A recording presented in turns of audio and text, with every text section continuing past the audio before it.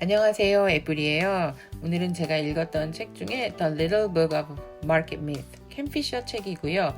주식시장이 17가지 미신, 의심하라 그리고 질문하라. 이 내용 중에 11장 내용이에요. 손절매가 내 손실을 막아줄 거야? 라는 챕터인데요. 책 내용을 읽어드리고 그리고 제 생각을 같이 나눠보도록 하겠습니다. 손절매가 내 손실을 막아줄 거야. 손절매는 명칭부터 그럴싸하게 들린다. 손실을 막고 싶지 않는 사람이 어디 있겠는가? 그러나 유감스럽게도 손절매는 손실을 막아주지 못한다. 오히려 세금과 거래 비용이 높이는 경향이 있다. 게다가 손실을 막을 때보다 이익을 막을 때가 더 많다. 장기적으로는 돈을 날리는 기법이다. 이 값비싼 미신에 빠져들어서는 안 된다. 손절매도 유행을 탄다. 강세장 말기에는 손절매 이야기가 많이 들리지 않는다. 투자의 대가 존 템플턴 경의 유명한 말이 있다. 강세장은 비관론 속에서 태어나 회의론을 먹고 자라며 낙관론 속에서 무르익은 다음 도취감에 빠져 죽음을 맞이한다. 손절매를 지지하는 사람들은 시장 주기에 상관없이 존재하지만 주로 비관론과 회의론이 팽배할 때 증가한다. 특히 하락 변동성은 나빠도 상승 변동성은 아예 변동성이 아니라고 생각하는 사람들이 손절매의 매력을 느낀다. 그러나 사장에서 논의했듯이 하락 변동성을 떠안을 때만 상승 변동성도 얻을 수 있다. 손절매의 역학, 특별한 지식이 없는 사람들이 보기에 손절매는 기계적 방법론에 불과해서 주가가 일정 수준 하락하면 주식 또는 채권 ETF, 펀드, 시장지수 등을 자동으로 팔아달라는 주문과 같다. 하락폭은 당신이 정하기에 달렸다. 손절매에 적정 하락폭 같은 것은 없다. 특정 하락폭이 장기 실적을 개선해주는 것으로 입증된 바가 없기 때문이다. 사람들은 대개 10%, 15%, 20%가 된 어림수를 선택한다. 특별한 이유는 없다. 단지 사람들이 어림수를 좋아할 뿐이다. 깔끔하게 딱 떨어지니까 11.385%나 19.4562%로 정할 수도 있지만 그렇게 하지 않는다. 20%가 19.4562%보다 낮다는 통계적 이유가 없는데도 말이다. 사람들이 손절매가 폭락에서 오는 대량 손실을 막아준다고 생각한다. 그래서 주가가 하락할 때 손절매 기준에 도달하면 주식을 무조건 판다. 따라서 보유 주식이 80% 폭락하는 재난을 발생하지 않는다. 매력적인 말처럼 들린다.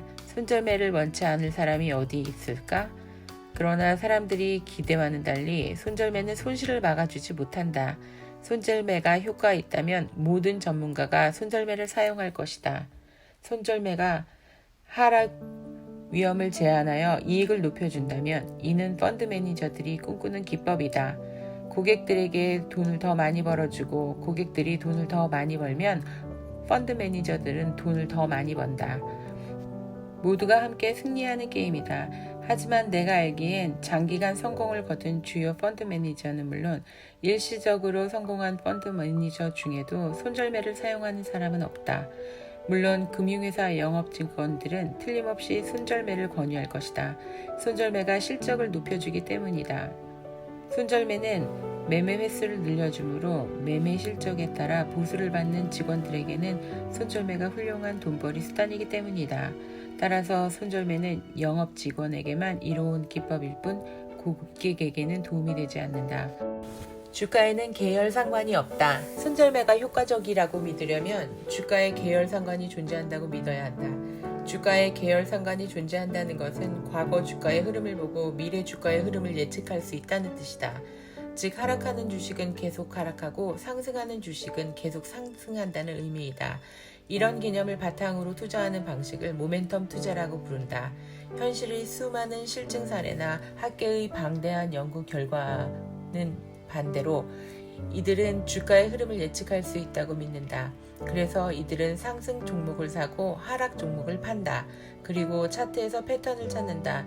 그러나 모멘텀 투자자들의 평균 실적은 다른 투자자들보다 나을 바가 없다. 사실은 대부분 더 나쁘다. 당신은 전설적인 모멘텀 투자자 5사람의 이름을 모두 들 수 있는가? 나는 한 사람도 알지 못한다. 손절매와 모멘텀 투자는 아무 효과가 없기 때문이다. 주가에는 계열 상관이 존재하지 않기 때문이다. 어제의 주가 흐름은 오늘이나 내일의 주가에 전혀 영향을 주지 않는다. 주식이 일정 비율 5%, 7%, 10%, 15%, 19.4562% 하락한다고 해서 계속 하락하는 것도 아니다. 그런데도 손절매 지지자들은 계속 하락하는 것처럼 행동한다.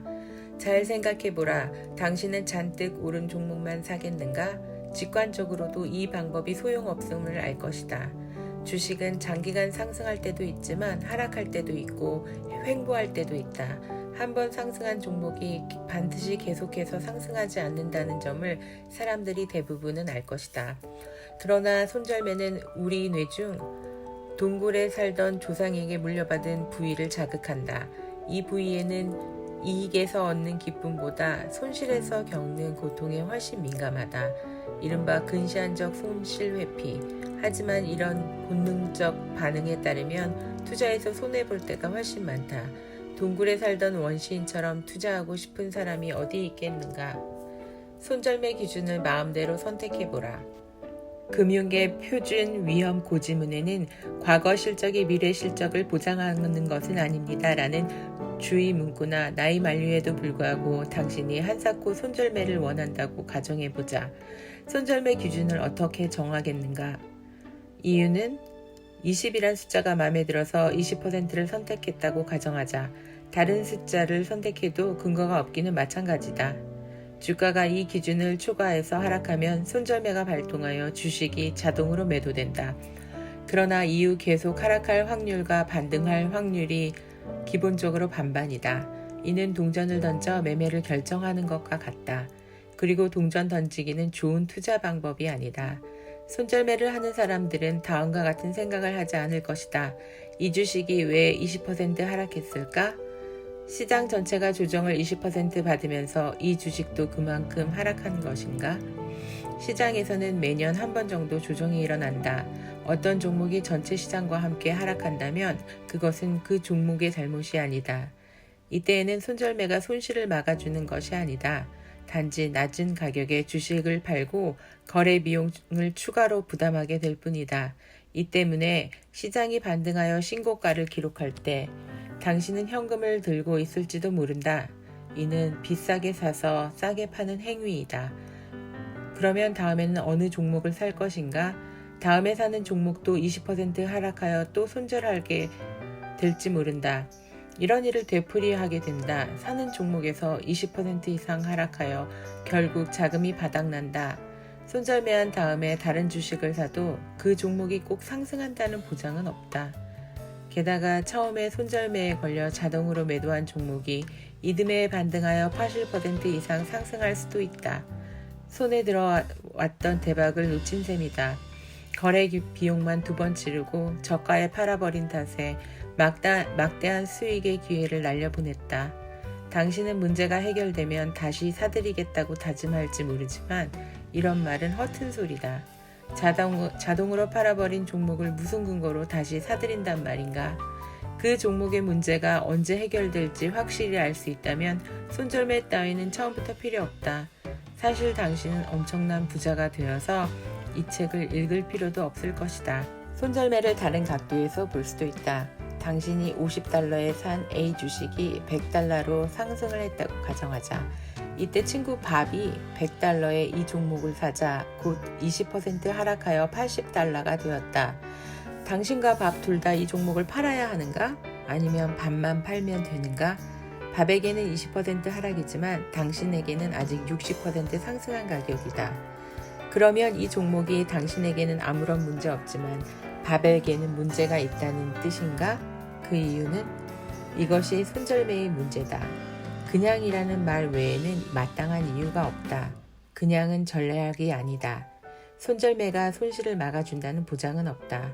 오히려 수익을 놓칠 가능성을 높이고 거래 비용만 확실히 늘릴 뿐이다. 그래서 주식 중개인들이 줄기차게 손절매를 권유한다.